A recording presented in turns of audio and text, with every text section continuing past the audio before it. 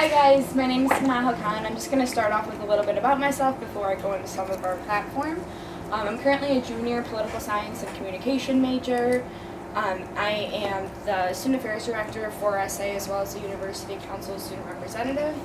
Kind of how I got to those positions, I was involved in a lot of clubs my freshman year, mostly the political clubs of mock trial, college Republicans, college Democrats, United Nations, and then at the end of my freshman year, I ran for mock trial treasurer and became the assistant SISH coordinator. Later on in my sophomore year, I was elected to the SISH coordinator position in a special election. And at the end of my sophomore year, I was hired for the student affairs director and ran for the university council position. Other than that, I was actually born in Pakistan. I moved to Buffalo when I was 8 years old and have lived here my whole life. That's basically a little bit about me. I'm running for president on the Unity Party. A little bit about our platform is one of the things I want to do is really increase our programming and have it reach out to the general student, kind of beyond people who are already involved in clubs and that.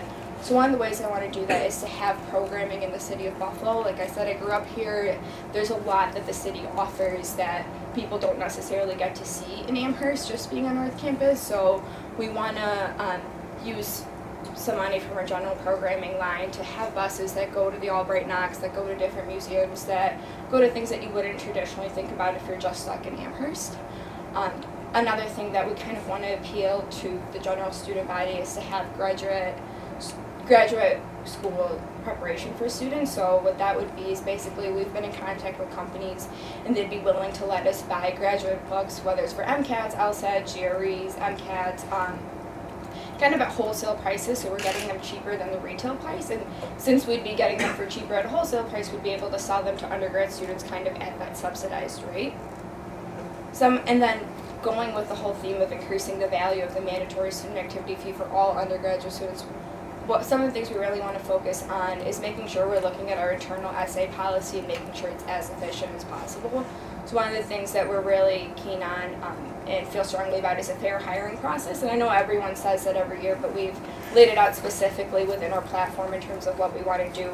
We want to start right away. One of the first things we want to do is make sure that we're not generally advertising to people who would already hear about SA staff positions. I feel like in years past what's happened is that people know to look out for it, people who've been in the organization or who've been in clubs, and those are the same people that apply. But I really want a diverse applicant pool, so I want to use listservs for the School of Management, School of Engineering, all the College of Arts and Sciences, all the schools, all the departments, all like on campus, like Office of Student Engagement, honors, academies, and make sure we're really diversifying our applicant pool so that when we get employees, they're UB students who have had different experiences other than just SA.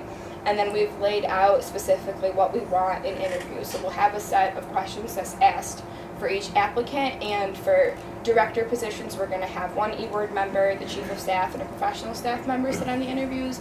And then for all general staff, we're going to have the director of that department, one e-board member, and the chief of staff sit in those interviews, so that we're ensuring that everyone was asked consistent questions, they were interviewed by the same people, so that we can actually make a fair evaluation of who deserves to be in the staff and not.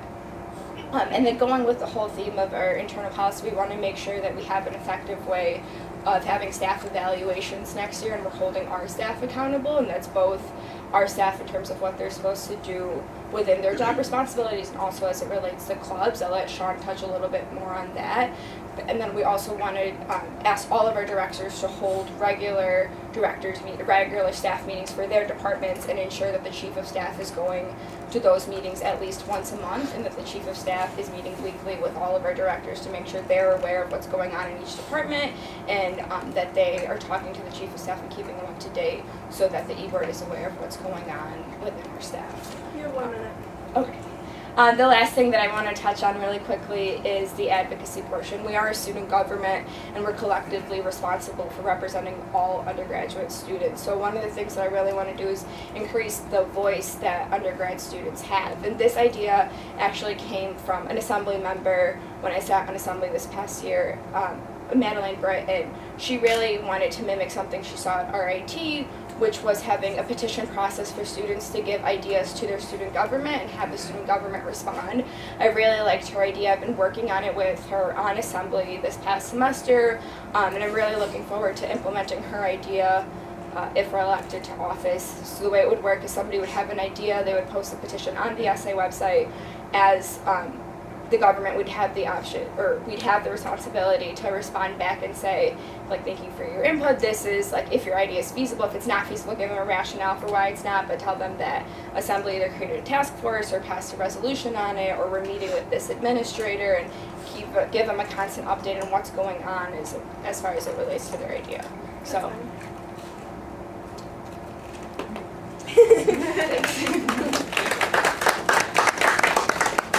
Okay, if we want to open it up to questions. You kind of mentioned the SA website with the petition. Obviously, I'm sure as you know, that's gotten a lot of scrutiny from some students about, you know, its functionality and just its aesthetics. In inheriting that site, what do you plan on doing with it? The SA website as a whole. As of right now, we haven't evaluated any sort of changes to it. I know that a lot of money was spent on it this year. So at this process, I haven't made any sort of decision of what we want to do for it right now. As far as our platform release, there's no plan to update it or to change it from any aspect. It is fully functioning.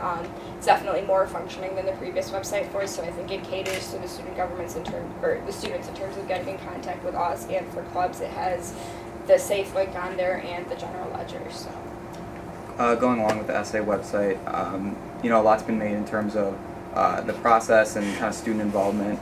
Looking back, is there anything that you may have done differently had you been in that position in terms of getting students involved, and will there be opportunities for students to get involved in the future and making changes to it? I don't know if I can answer that question properly in terms of what I would have done differently, because I know that James did his due diligence in terms of other quotes and that, and I'm not sure the information he had available when he made that decision, so it's hard for me to say what I would have done differently.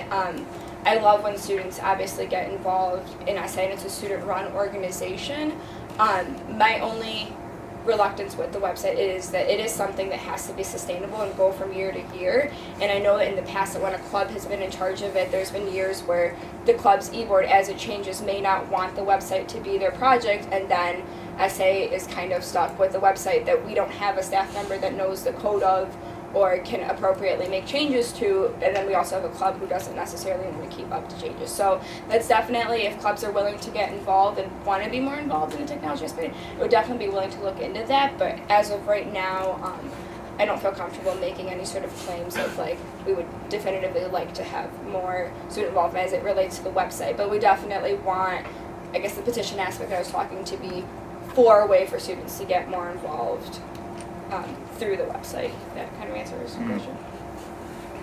George? Can you go a little more in depth about how you plan on implementing some programs within the city of Buffalo? Yeah, so for those of you that don't know, a lot of the museums, like right now, it's the first Friday of every month, M&T sponsors like a free night there, especially for students, so there's no admission cost. So really all we'd be paying for is busing to get students down there. The way I imagine is right now is we would pinpoint different places in the city of Buffalo that we wanted to take students, and each thing obviously costs differently, so we would subsidize a portion of like the ticket sales and the busings, and either have tickets go, since they'll be subsidized, they'll probably go through the SBI ticket office, and SA's found that's usually the most effective way to do things because they have accurate records of who's a student, who's not, which gets a little bit tricky with the front desk. In terms of these programs, you mentioned you want to make sure that you're including all students, representing all the undergrads. So would these buses be running from North Campus and South Campus?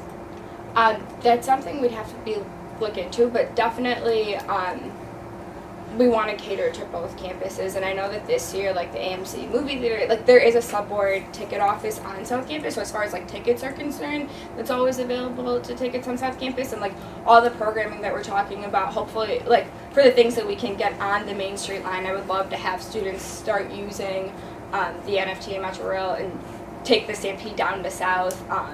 And you know, the kids who are in South Campus obviously are right there. So I think that's another aspect of programming that I'd like students to see and access as far as any programming we do on Main Street. So you said that you were going to try and help out all of the undergrad students going to graduate school by getting them all their graduate studies and books and like on a subsidized rate. Is there anything you're going to be doing for everyone else looking for postgraduate options, not graduate school?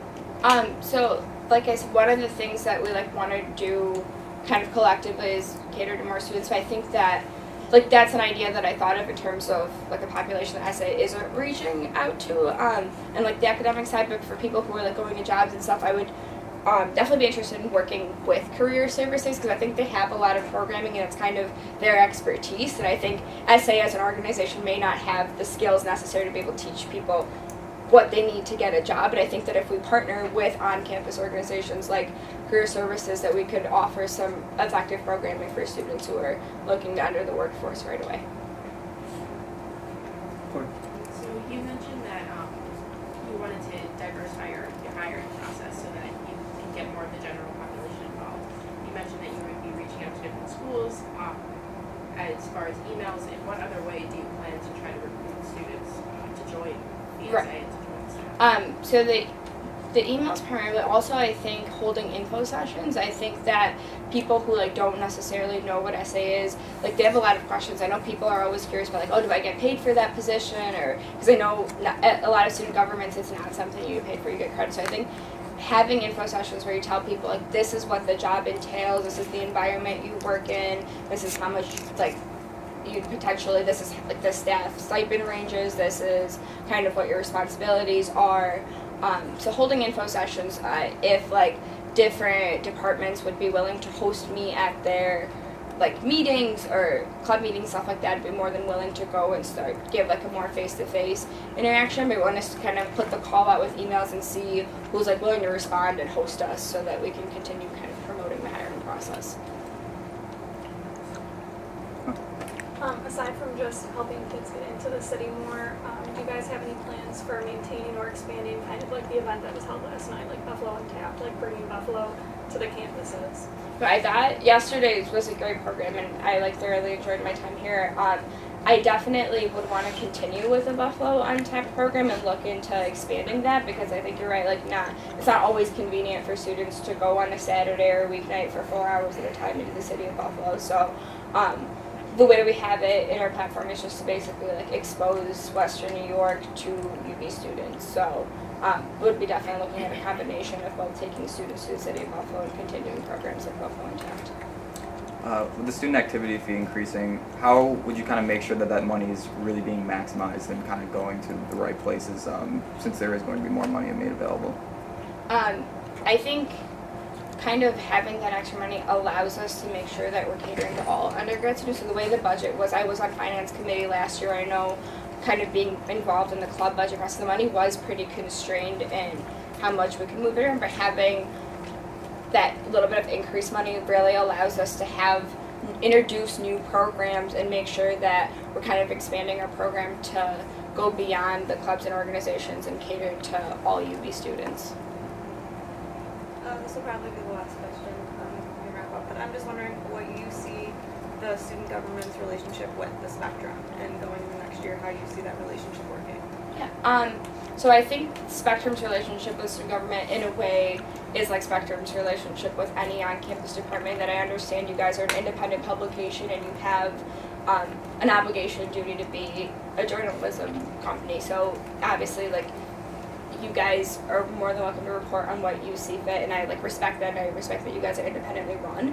Where I think the overlap is that they're both student-run organizations, and I think that like together they can be extremely powerful student advocates as it relates to like student advocacy and increasing certain things with administration. I think together like they could work together in a really powerful aspect, but at the same time I kind of respect the Spectrum's autonomy and understand that you guys have an obligation to report despite it being a student government or any on-campus organization.